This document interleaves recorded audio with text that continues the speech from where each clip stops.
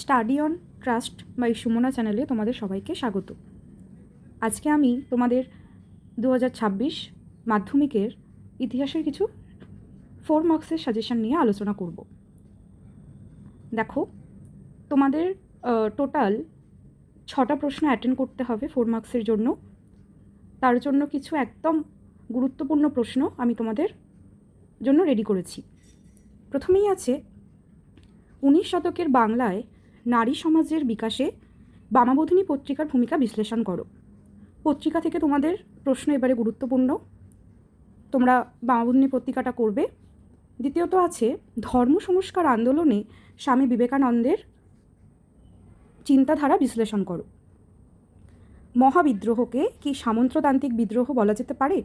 দেখো, এই প্রশ্নটা কিন্তু ভীষণভাবেই গুরুত্বপূর্ণ, কারণ এটা 2018তেও পড়েছে, 2024এও পড়েছে। তাই এই প্রশ্নটা কিন্তু অবশ্যই করতে হবে, আমি স্টার মার্কস করে রেখেছি। পরে আছে মহাবিদ্রোহকে শিক্ষিত বাঙালি সমাজ সমর্থন করেনি কেন? তাহলে বুঝতেই পারছো, মহাবিদ্রোহ নিয়ে প্রশ্ন কিন্তু এবারে ভীষণভাবে গুরুত্বপূর্ণ। পরের প্রশ্ন আমরা দেখি, 19 শতকে জাতীয়তাবাদের বিকাশে ভারত মাতা চিত্রটির অবদান কী ছিল? একা আন্দোলন সম্পর্কে একটি টিকা করতে হবে তোমাদের, এটা গুরুত্বপূর্ণ আছে এবারে। কংগ্রেস সমাজতন্ত্রী দল কেন প্রতিষ্ঠিত হয়েছিল? সশস্ত্র বিপ্লবী আন্দোলনে বেঙ্গল ভলেন্টিয়ার্স দলের ভূমিকা। এখানে একটা কথা বলি, অনেকেই এই প্রশ্নটা হয়তো ঘুরিয়ে দিলে বুঝতে পারবে না। যদি অলিন্দ যুদ্ধ নিয়ে কোনো টিকা লিখতে দেয় তাহলেও কিন্তু এই উত্তরটাই হবে, যদি তোমরা বেঙ্গল ভলেন্টিয়ার্স দলের ভূমিকা করে যাও আর টিকা দিলেও হয়তো অলিন্দ যুদ্ধ, তাহলে কিন্তু উত্তর একই হবে। বঙ্গভঙ্গ বিরোধী আন্দোলনে ছাত্র সমাজের ভূমিকা বিশ্লেষণ করো। হুতুম প্যাঁচার নকশা গ্রন্থে 19 শতকে বাংলায় কীরূপ সমাজচিত্র পাওয়া যায়?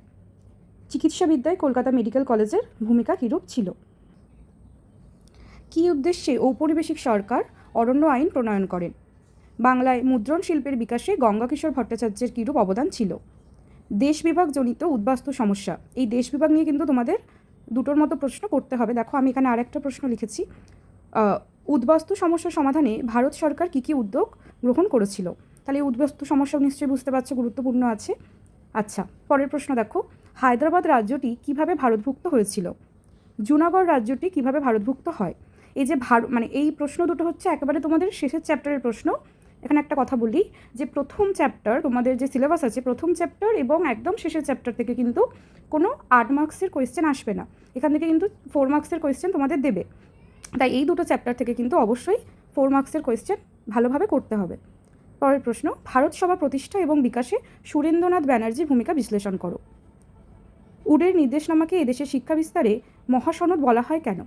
শ্রীরামকৃষ্ণের সর্বধর্ম সমন্বয়ের আদর্শ ব্যাখ্যা করো।